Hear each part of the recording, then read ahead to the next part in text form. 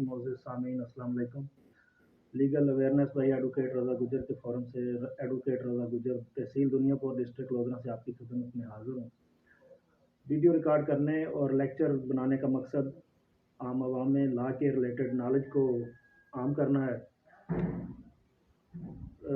कुछ छोटे छोटे मसाइल ऐसे होते हैं जो कि आम तौर पे आम हालात में आम ज़िंदगी में लोगों को दरपेश रहते हैं, जिनके बारे में अगर कोई प्रॉब्लम लोगों को हो जाती है तो लोग परेशान हो जाते हैं। वीडियो के ज़रिए हमारी कोशिश यही होगी कि छोटे मसाइल जो आम तौर पे लोगों को डेली रूटीन लाइफ में जिनका सामना रहता है उनके तक लोगों की रसाई मुमकिन हो सके।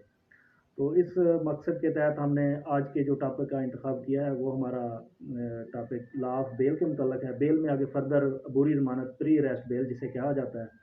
प्री अरेस्ट बेल में ये होता है कि अगर किसी मुलज़म पे FIR हो जाए, मुकदमा दर्ज हो जाए, मुकदमा दर्ज होने के बाद ही मतलब एक स्पेसिफिक केस के तहत ही उसको ज़मानत मिलती है, पुलिस की गिरफ्तारी से पहले पहले।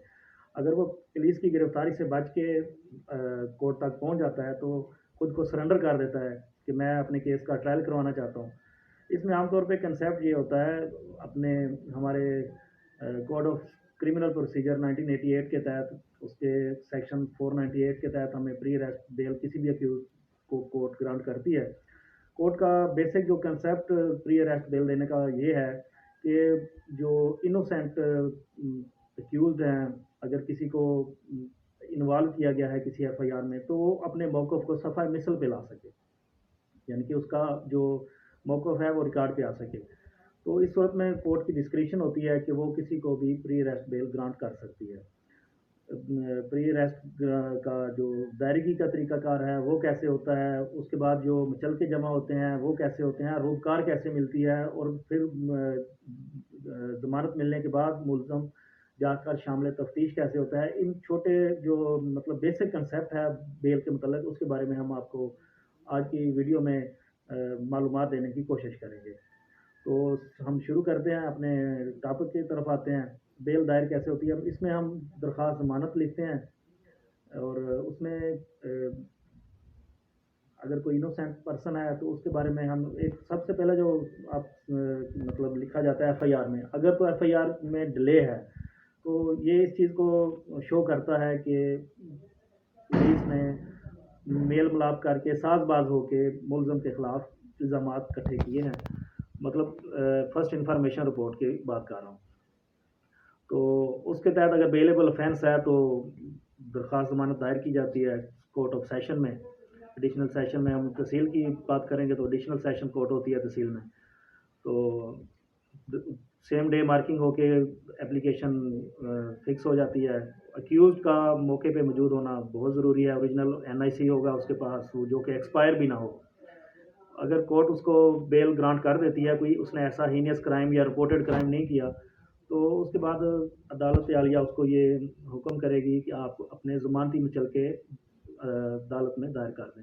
ज़मानती मुचलके के लिए ये है कि अगर अदालत उसको ये आर्डर करती है कि आप 50,000 के मुचलके जमा करवाएंगे तो जो ज़ामन उसका होगा, ज़ामन का मकसद ये होता है कि ज़ामन मुलज़म को जब तक वो केस अंडर ट्रायल रहेगा वो मुतलका पेशी पर हर पेशी पर मुलज़म को अदालत में पेश करने का पाबंद रहेगा। वो इस चीज़ का ज़ामन होकर अदालत में आकर मतलब ऑन ओथ ये चीज़ें कहता है।